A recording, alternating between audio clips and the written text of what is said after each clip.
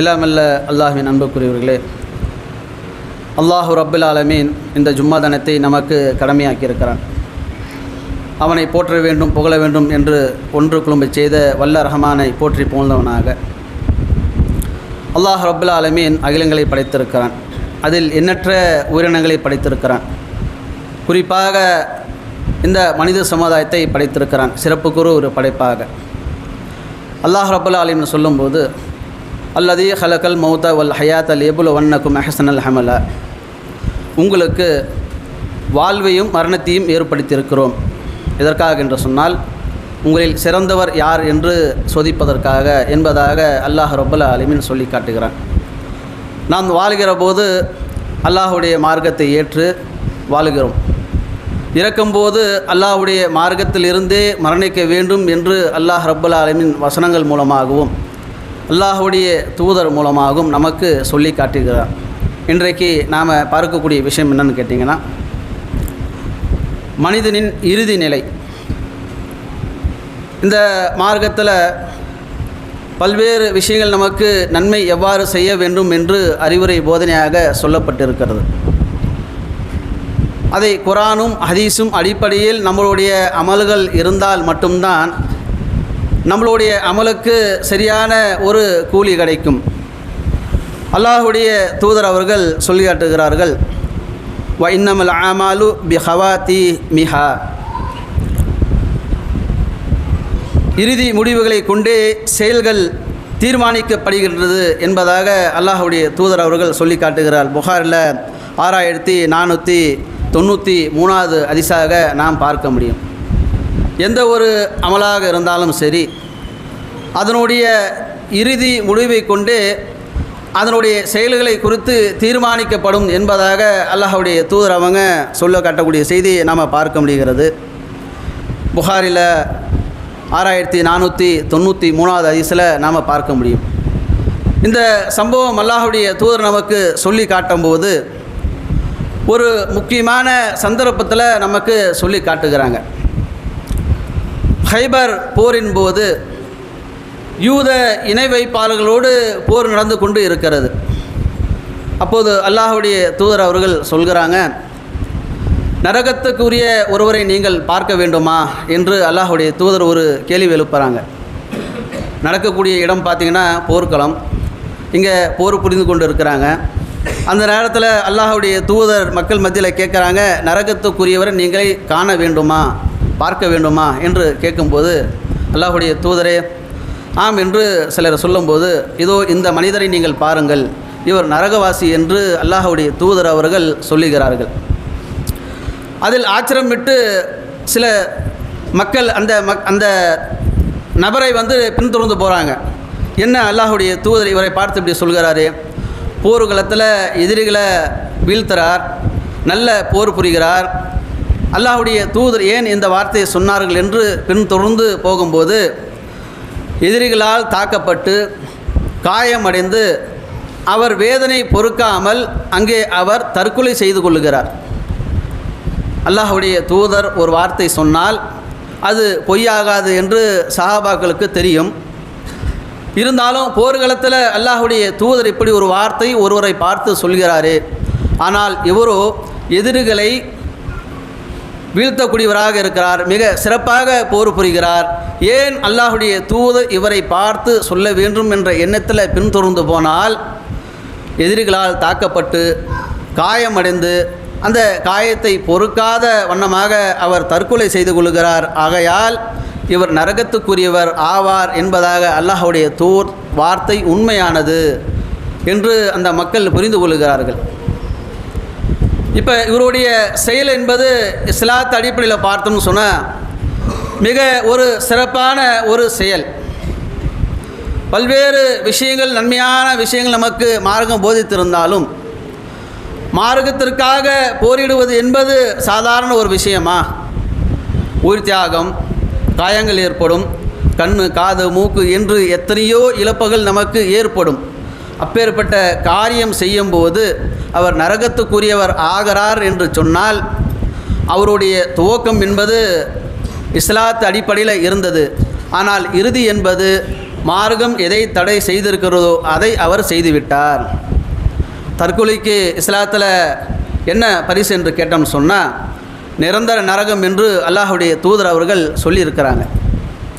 அப்போ இந்த விஷயத்திலிருந்து நமக்கு பெறக்கூடிய படிப்பினை என்னென்னு சொன்னால், எந்த அமலாக இருந்தாலும் சரி, அமல் சிறியதோ பெரியதோ, நோன்போ தொழுகையோ ஜக்காத்தோ இன்ன பிற சிறிய அமல்களாக இருந்தாலும் சரி, மார்க்கம் எவ்வாறு நமக்கு சொல்லி காட்டுகிறதோ, அல்லாஹும் அல்லாஹ்வுடைய தூதரும் எப்படி நமக்கு வரையறுத்து கொடுத்திருக்கிறார்களோ அதன் அடிப்படையில் செய்தால் மட்டும்தான் நாம் சொர்க்கம் என்ற ஒரு உயர்ந்த அந்தஸ்தை பெற முடியுங்கிற ஒரு செய்தி இது புகாரில் 6493 வந்துட்டு நாம் பார்க்க முடியும்.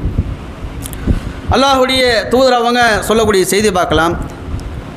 இப் அச குல்ல அப்த அல மாத அலைஹி, ஒரு அடியார் தாம் இறக்கும் போதிருந்த மனநிலையிலேயே எழுப்பப்படுவார் என்பதாக அல்லாஹுடைய தூதர் அவங்க நமக்கு சொல்லக்கூடிய செய்தி முஸ்லீமில் 5518 செய்தியாக பதிவு செய்யப்பட்டிருக்குது. ஒருவர் தற்கொலை செய்து கொண்டு மரணிக்கிறார் என்று சொன்னால் அதே நிலையிலேயே அவர் எழுப்பப்படுவார். ஒருவர் இணை வைத்த நிலையிலேயே பாவமன்னிப்பில் கோராமல் அதே நிலையில் மன்னிப்பார் என்று சொன்னால் அதே நிலையில் அவர் எழுப்பப்படுவார். ஒருவர் இறை மறுப்பாளராக இருந்து மரணிக்கிறார் என்று சொன்னால் அவரை அதே நிலையிலே எழுப்பப்படுவார் என்பதாக அல்லாஹுடைய தூதர் அவங்க சொல்லக்கூடிய செய்தியை நாம் பார்க்க முடியும். அது தொடர்ந்து இன்னொரு ஹதீஸ், இறப்பதற்கு முன்பு 3 நாட்கள் முன்னால் உங்களில் ஒருவர் அல்லாஹ்வை குறித்து நல்லெண்ணம் கொள்ளாமல் மரணிக்க வேண்டாம் என்பதாக அல்லாஹுடைய தூதர் சொல்கிறாங்க. நீங்கள் மரணிப்பதாக இருந்தால் 3 நாட்களுக்கு முன்னால் அல்லாஹ்வை குறித்து நல்லெண்ணம் கொள்ளாமல் நீங்கள் மரணிக்க வேண்டாம், அல்லாஹ் மீது உங்களுக்கு நல்லெண்ணம் ஏற்படட்டும் என்பதாக அல்லாஹுடைய தூதர் சொல்லக்கூடிய செய்தி முஸ்லீமில் 5517 செய்தியாக நாம் பார்க்க முடியும்.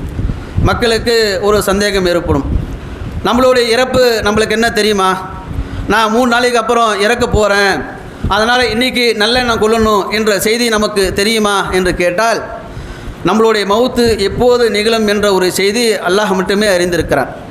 ஆனால் அல்லாஹுடைய தூதர் அவங்க 3 நாளுக்கு முன்னதாக அல்லாஹ் மீது உங்களுக்கு நல்லெண்ணம் ஏற்பட்டு இருக்க வேண்டும் என்று ஒரு உத்தரவு நமக்கு கொடுக்குறாங்க. நம்மளுடைய மவுத்து எந்த நேரத்திலும் நிகழலாம், அல்லாஹ்வின் மீது நல்லெண்ணம் கொண்டவர்களாக நாம் மரணிக்க வேண்டும் என்ற ஒரு செய்தி இதிலிருந்து நம்ம புரிந்து கொள்ள முடியும். அல்லாஹ்வுடைய தூதர் காலத்தில் நடந்த ஒரு சம்பவம் நமக்கு அல்லாஹ்வுடைய தூதர் அவங்க சொல்லி காட்டுறாங்க. நஜிதை சேர்ந்த குலத்தை சேர்ந்த ஒரு மனிதர், இவர் கிறித்தவராக இருக்கிறார், இஸ்லாத்தை ஏற்கிறார், அல்பக்ரா ஆல இம்ரானை படித்து கொண்டு வருகிறார். அல்லாஹ்வுடைய தூதரிடத்தில் எழுதக்கூடிய ஒரு வேலையில் இருக்கிறார். கொஞ்ச நாள் போகுது, போன கையோடு அவர் மீண்டும் என்ன செய்கிறாருன்னா அவருடைய பழைய கிறித்துவ மதத்துக்கே போயிடுறார். வேதக்காரர்களோடு போய் கூட்டு சேர்ந்துக்கிறார். வேதக்காரர்கள்லாம் இவரை தலையில் தூக்கி வச்சு கொண்டாடுறாங்க. ஏதோ முகமது இடத்துல இருந்தார், இவர் மீண்டும் பழைய மதத்துக்கே வந்து விட்டார், ஏதோ இன்று நம்மோடு இருக்கிறார் என்ற ஒரு சந்தோஷத்தில் அந்த மக்கள் எல்லாம் தூக்கி வச்சு கொண்டாடுறாங்க. அல்லாஹ் ரப்புல் ஆலமீன் அவங்களுக்கு மத்தியில் வச்சு அவருடைய கழுத்தை வந்துட்டு முறிச்சிட்டான். அல்லாஹ் மரணத்தை ஏற்படுத்திட்டான். அந்த மக்கள் அவரை அடக்கம் பண்ணுறாங்க, கபரஸ்தானில் போட்டு மூடிட்டு வராங்க, அடக்கம் பண்ணிட்டு வராங்க. மறுநாள் காலையில் பார்க்கும்போது அவர் அந்த குழிக்கு மேலே இருக்கிறார், மண் அவரை ஏற்றுக்கல. மீண்டும் அதே போல் அவர் அடக்கம் செய்கிறாங்க. அவர் மீண்டும் என்ன பண்ணுறாரு, மறுநாள் காலையில் பார்க்கும்போது கபருக்கு வெளியில் கிடக்கிறார். மீண்டும் 3வது நாள் இதே போன்று செய்கிறாங்க, அவர் மீண்டும் கபருக்கு வெளியில் இருக்கிறாங்க, அந்த மண்ணை ஏற்கலை. இன்றைக்கு நாம் பார்க்கலாம், அல்லாஹ்வுடைய மார்க்கத்தை சத்தியத்தை ஏற்று அது வரம்புக்குள் இல்லாமல் தான் தாண்டித்தனமாக எவர் ஒரு வாழ்கிறாரோ அவரோட மனநிலை என்பது அல்லாஹ் அங்கீகரிக்க மாட்டான் என்ற ஒரு செய்தி இந்த விஷயத்திலிருந்து நாம் புரிந்து கொள்ள முடியும். மூசா அலைஹிஸ்ஸலாம் அவருடைய காலத்திலிருந்து ஒரு படிப்பனை. மூசா அலைஹிஸ்ஸலாம் பல்வேறு அல்லாஹ்விடத்திலிருந்து வந்த அற்புதத்தை நிகழ்த்தினாங்க. மூசா அலைஹிஸ்ஸலாம் அவர்களோடு இருந்த சாமரி என்று ஒரு சொல்லக்கூடியவன் சத்தியத்தை புரிந்து கொண்டான். மூசா அலைஹிஸ்ஸலாம் 40 நாள் பயணம் போயிருக்கும்போது காளை கன்றை கடவுளாக அவன் ஏற்றுக்கொண்டு தானும் கெட்டு பிறரையும் வழிகெடுத்தான். அந்த சாமரி அவனுடைய மனநிலை என்பது அல்லாஹ் அவர்களை அங்கீகரிக்கல, அல்லாஹ் இணை வைப்பாளர் என்று அவர்களுக்கு அல்லாஹ் முத்திரையிட்டுட்டான். இன்றைக்கு நாம் பார்க்க முடியும், சத்தியத்தை புரிந்த எத்தனோ மக்கள் தங்களுடைய சுய லாபத்திற்காக, பதவிக்காக, செல்வத்திற்காக, பெண்ணும் பெருளும் என்ற மோகத்திற்காக அல்லாஹ்வுடைய மார்க்கத்தை விட்டு வெளியேற செல்லக்கூடிய மக்களை எத்தனையோ நாம் பார்த்து கொண்டு தான் இருக்கிறோம். அல்லாஹ்வுடைய மார்க்கம் கிடைப்பது என்பது அற்புதத்திலும் அற்புதம். அதை எவர் ஒருவர் பெறுகிறாரோ, அல்லாஹ் வழங்கிய அந்த வரம்புக்குள் தங்களுடைய வாழ்க்கை அமைத்து கொண்டால் இந்த உலக வாழ்க்கை என்பது சிறப்பாக இருக்கும். மறுமை வாழ்க்கை என்பது மிக அழகாக அவருக்கு அமைந்துவிடும். ஆனால் பல மக்களை நாம் பார்க்கலாம், உலக ஆதாயங்களுக்காக மார்க்கத்தை விட்டு வெளியேறி தங்களுடைய சுய லாபங்களை அடையக்கூடிய மக்களை எத்தனையோ பேர் நாம் பட்டியலிட்டு பார்க்கலாம். உதாரணத்துக்கு, எந்த ஷைத்தானிடத்திலிருந்து நாம் பாதுகாவல் தேடுகிறோமோ அந்த ஷைத்தானும் ஒரு நேரத்தில் மலக்குமார்களுக்கு ஈடாக அல்லாஹ் அவர்களை வைத்திருந்தான். அல்லாஹ்வுடைய கட்டளை வந்தபோது அதை ஏற்காமல் பின்பற்றாமல் போன காரணத்தினால ஷைத்தான் அல்லாஹ்வுடைய சாபத்திற்கும் கோபத்திற்கும் ஆளானான். இது நடந்த ஒரு வரலாறு குர்ஆனில் நம்ம நெடுங்க படிச்சிருப்போம்.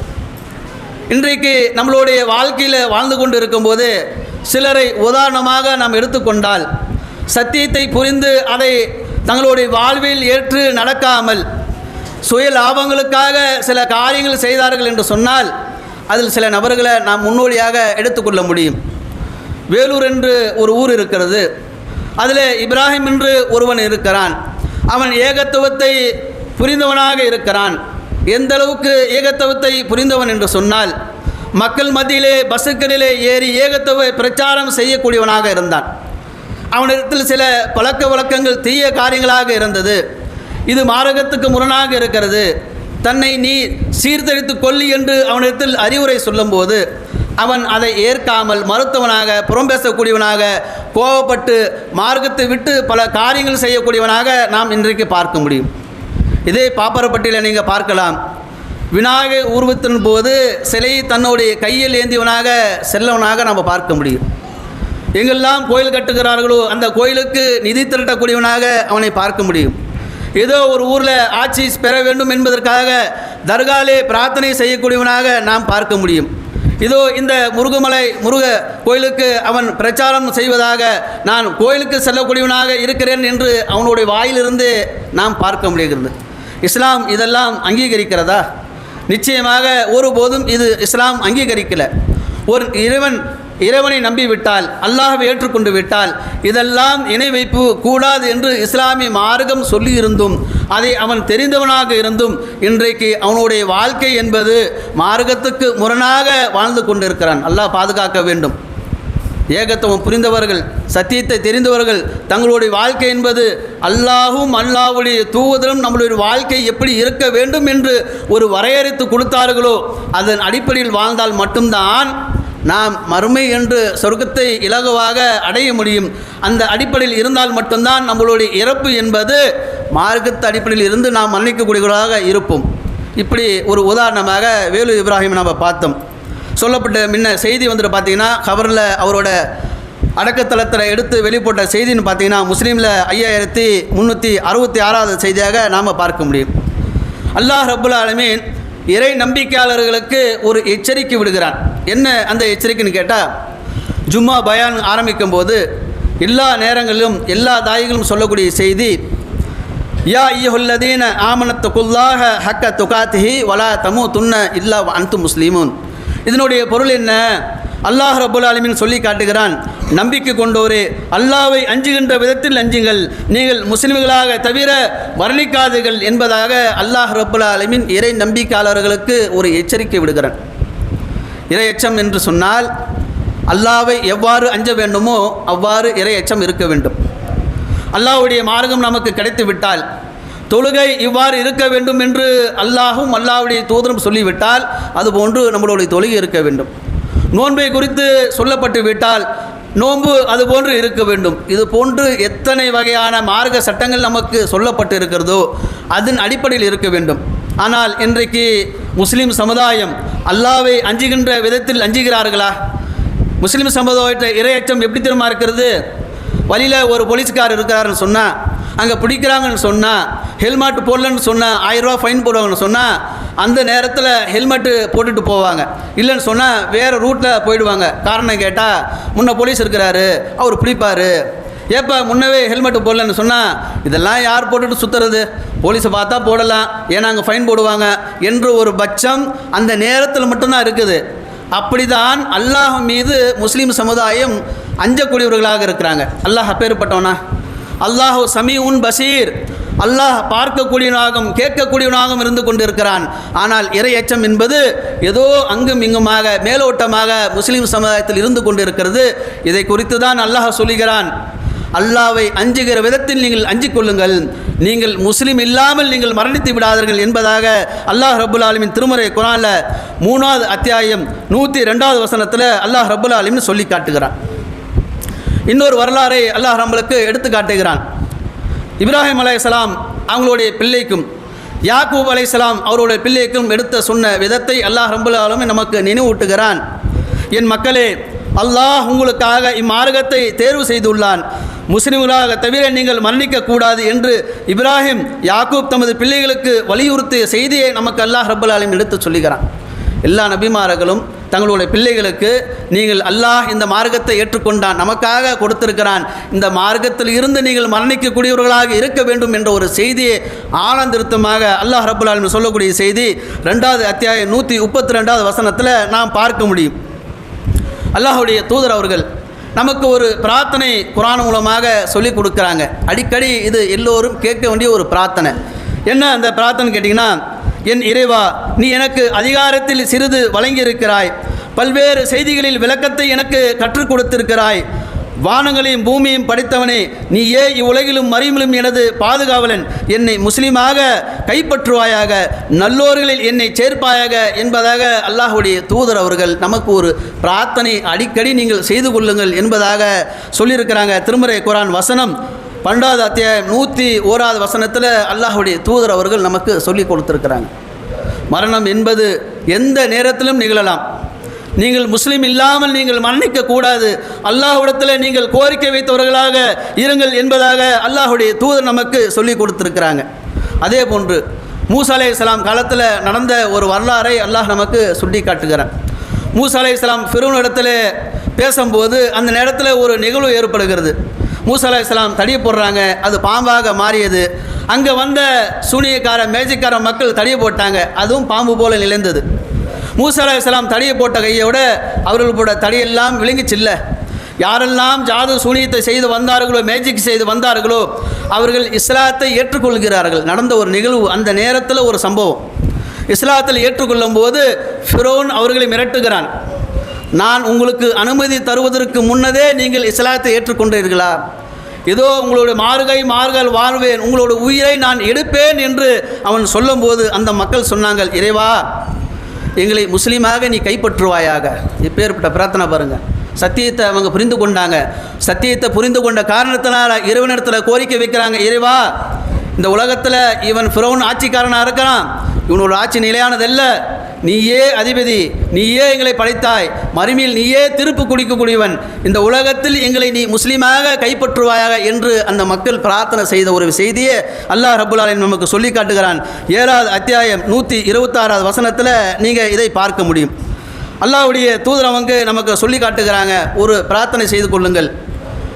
இருள் மிகுந்த ஒரு நேரம், ஒருவன் காலையில் முஸ்லீமாக இருப்பான், இறை நம்பிக்கையாளனாக இருப்பான், மாலையில் அவன் காஃபிராகி விடுவான். ஒருவன் மாலை நேரத்தில் இறை நம்பிக்கையாளனாக இருப்பான், காலையில் பார்த்தால் அவன் காஃபிராகி விடுவான். இந்த உலக அற்பமான சுகத்துக்காக தன்னை மாற்றிக்கொள்வான்.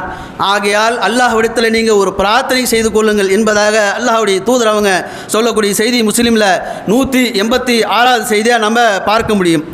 அதே போன்று அல்லாஹ்வுடைய தூதர் ஒரு செய்தி நமக்கு சொல்கிறாங்க, நீண்ட காலம் சொர்க்கவாசிகள் நற்செய்தலை ஒருவர் செய்து கொண்டே வருவார். இறுதியில் பார்த்தோம்னு சொன்னால் அவர் நல்ல காரியங்கள் செய்யாமல் விட்டு விடுவார். ஒருவர் நல்ல காரியங்கள் செய்வதில் சுணக்கம் காட்டுவார். இறுதியில் பார்த்தோம்னு சொன்னால் அவர் அதிகமான நல்ல காரியங்கள் செய்து சொர்க்கத்தை அடைந்து கொள்வார். அப்போ ஒரு மனிதனுடைய நிலைமை பார்த்து இன்றைக்கி நாம் பார்த்தோம்னு சொன்னால் சில பேர் பார்ப்போம், வயசில் இளமையில் ஓடி தொழுவாங்க, ஜக்காத்து கொடுப்பாங்க, நோன்பை வைப்பாங்க. முதுமை காலத்தில் சொன்னால் நான் தான் இளமையில் செஞ்சிட்டேனே, எனக்கு என்ன முதுமையில் இவ்வளோ பெரிய விஷயம் என்று முதுமை காலத்தில் இதெல்லாம் என்னால் முடியல, செய்ய முடியாது என்று அதை பின்தள்ளக்கூடியவர்களாக, வெறுக்கக்கூடியவர்களாக பல்வேறு மக்களை நாம் பார்க்க முடியும். சிலர் வாலிப வயசில் தொழுகக்கூடிய மக்களாக இருக்க மாட்டாங்க. நோன்பு என்பது கிடையவே கிடையாது. என்னப்பா காரணம் என்று கேட்டால், எனக்கு என்ன வயசாயா போச்சு, இன்னும் காலம் இருக்குதில்ல, பின்பு செய்து கொள்ளலாம் என்று எண்ணி மக்கள் இருப்பாங்க. அப்பேற்பட்ட மக்களுக்கு தான் அல்லாஹ்வுடைய தூதர் அவங்க சொல்கிறாங்க, ஒரு மனிதன் சோனத்துக்குரிய காரியத்தை செய்கிறான், இறுதியில் பார்த்தால் அவன் நரகத்துக்கு ஒரு காரியத்தில் செய்து நரகத்துக்கு போகக்கூடியவனாக இருக்கிறான். ஒரு மனிதன் நரகத்துக்குரிய காரியங்களை செய்து கொண்டே வருவான், இறுதியில் அவன் சொர்க்கத்துக்குரிய காரியங்களை செய்து சோனம் செல்கிறான். அதனால் எந்த நேரத்திலும் நம்மளோட அமல் என்பது இருந்து கொண்டே இருக்க வேண்டும் என்பதாக அல்லாஹ்வுடைய தூதர் நமக்கு வழிகாட்டியாக சொல்கிறாங்க. முஸ்லீமில் 5155வது செய்தியாக நாம் பார்க்க முடியும். அல்லாஹ்வுடைய தூதர் இடத்துல கேட்குறாங்க, அல்லாஹ்வுடைய தூதரே, ஒருவர் சொர்க்கவாசி என்று சொல்லப்பட்டிருக்கிறது, அவர் ஏன் நரகத்துக்கு செல்கிறார்? ஒருவர் நரகவாசி என்று சொல்லப்பட்டிருக்கிறது, அவர் ஏன் சொர்க்கத்துக்கு போகிறார் என்று அல்லாஹ்வுடைய தூதர் இடத்துல கேட்கும்போது அல்லாஹ்வுடைய தூதர் அவங்க சொல்கிறாங்க, இது விதியில் எழுதப்பட்டது. நீங்கள் இதை சொர்க்கவாசியாக நீங்கள் இருக்க வேண்டும் என்று சொன்னால் அல்லாஹ்வுடைய தூதர் அவர்கள் நமக்கு ஒரு துவாவை, பிரார்த்தனையை சொல்லிக் கொடுக்குறாங்க. இந்த பிரார்த்தனைகள் ஓதி கொண்டு வாருங்கள். நீங்கள் உறங்கும் போது இந்த துவாவை சொல்லி ஓதி உறங்கினீங்கள் என்று சொன்னால் நீங்கள் அல்லாஹ்வுடைய மார்க்கம், இயற்கை மார்க்கத்திலே நீங்கள் மரணிப்பீர்கள் என்பதாக அல்லாஹ்வுடைய தூதர் சொல்கிறாங்க. அல்லாஹும்ம அஸ்லம்து நப்சி என்கின்ற தொடங்கக்கூடிய துவா. இந்த துவா என்பது புகாரில் 247வது செய்தியாக பதிவு செய்யப்பட்டிருக்குது. நாம் எப்படி தொழுகைக்கு ஒழு செய்வோமோ அதே போன்று ஒழு செய்துவிட்டு நாம் தூங்கும்போது இறுதியாக வலதுபுறம் படுத்துக்கொண்டு இந்த துவாவை சொல்லி எவர் ஒரு ஓதி உறங்குகிறாரோ அவர் இறந்து விட்டால் அல்லாஹ்வுடைய இயற்கை மார்க்கத்திலே அவர் இறக்கிறார் என்பதாக அல்லாஹ்வுடைய தூதர் அவங்க சொல்லி காட்டுகிறாங்க. எந்த ஒரு குழந்தை பிறந்தாலும் சரி அல்லாஹ்வுடைய இயற்கை மார்க்கத்திலே பிறப்பதாக அல்லாஹ்வுடைய தூதர் சொல்கிறாங்க. நம்மளுடைய இறப்பு என்பது அல்லாஹ்வுடைய இயற்கை மார்க்கத்தில் இருக்க வேண்டும் என்று யாரெல்லாம் விரும்புகிறோமோ, இறைவா எனக்கு உறங்கும்போது இந்த துவாவை நீ மனப்பாடம் செய்வதற்கு அருள் புரிவாக என்று பிரார்த்தனை செய்தவர்களாக இது புகாரில் 247வது செய்தியாக பதிவு செய்யப்பட்டிருக்குது. தினந்தோறும் உறங்கும்போது நீங்கள் சொல்லிவிட்டு உறங்கினால் நீங்கள் மறுகாலையில் எழும்போது மன்னித்து விட்டால் சொன்னால் அல்லாஹ்வுடைய இயற்கை மார்க்கத்திலே நீங்கள் மன்னிக்கக்கூடியவர்களாக இருப்பீர்கள் என்று இந்த உரையில் நம்ம சொல்லிக்கிறோம். அடுத்தபடியாக அல்லாஹ்வுடைய தூதர் நமக்கு ஒரு பிரார்த்தனை சொல்லிக் கொடுக்குறாங்க. ஒருவர் இந்த துவாவை காலையில் ஓதிவிட்டு மாலை நேரத்துக்குள் அவர் மரணிக்கிறாரோ அவர் சோனம் செல்வார். ஒரு மாலை நேரத்தில் ஓதிவிட்டு காலை நேரம் அடைவதற்குள் மரணித்து விடுவாரோ இவர் சோனம் செல்வார் என்பதாக அல்லாஹ்வுடைய தூதர் சொல்லக்கூடிய செய்தி புகாரில் 6306வது செய்தியாக பதிவு செய்யப்பட்டிருக்குது.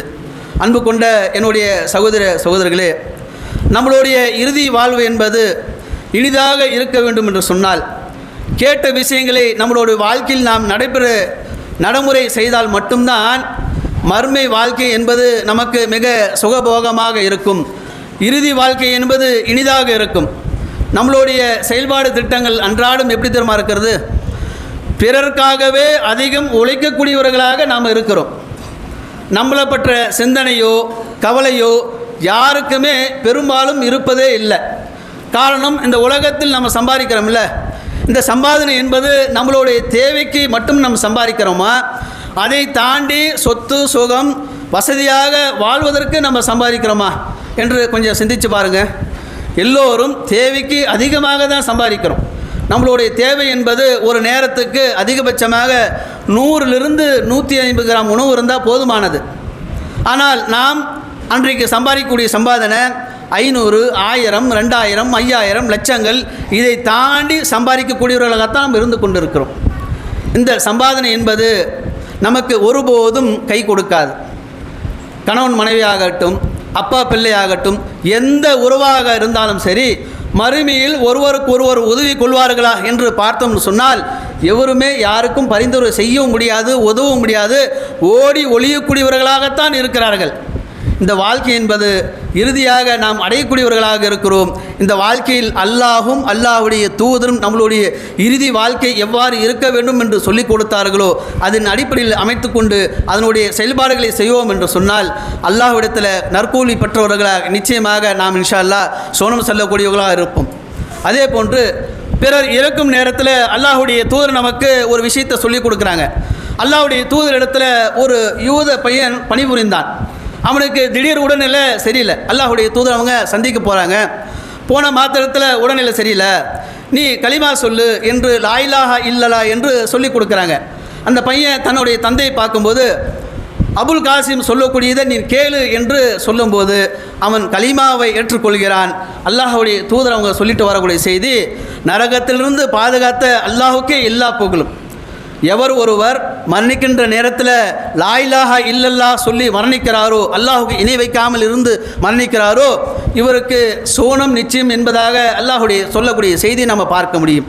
அதே போன்று அபு தாலிப் அவர்கள் மரண வேலையில் இருக்கும்போது அல்லாஹுடைய தூதர் கேட்ட கையோட வேக வேகமாக வராங்க. என்னுடைய பெரிய தந்தை அபு தாலிப் அவர்களே, நீங்கள் சொல்லுங்கள் கலிமாவை லா இலாஹா இல்லல்லா, அல்லாஹ்விடத்தில் நான் பரிந்துரை செய்கிறேன் என்று சொல்லும்போது அந்த நேரத்தில் ஜகனியாக அபு ஜஹில் இருக்கிறான், உமையா என்று சொல்லக்கூடியவன் இருக்கிறான்.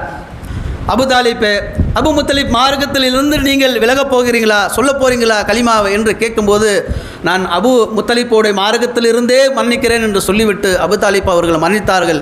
அல்லாஹுடைய தூதர் வேதையினால் அழுகுறாங்க, அல்லாஹ்விடத்தில் பாவ மன்னிப்பு கேட்குறாங்க. அல்லாஹ் ரப்புல் ஆலமீன் 9வது அத்தியாயம் 113வது வசனத்தை இறக்கி சொல்கிறான், இணை வைப்பாளர்கள் எவ்வளவு நெருங்கிய உறவினராக இருந்தாலும் இந்த நபிக்கும் இறை நம்பிக்கை கொண்ட மகளுக்கும் இது தகாது என்று அல்லாஹ் ரப்புல் ஆலமீன் சொல்லி காட்டுகிறார். எவர் ஒருவர் மரணிக்கும் போது தூய உள்ளத்தோடு அல்லாஹ்வை மட்டும் வணக்கத்துக்குரியவனாக ஏற்று மரணிக்கிறார்களோ இவர்களுக்கு மட்டும்தான் பாவம் மன்னிப்பு.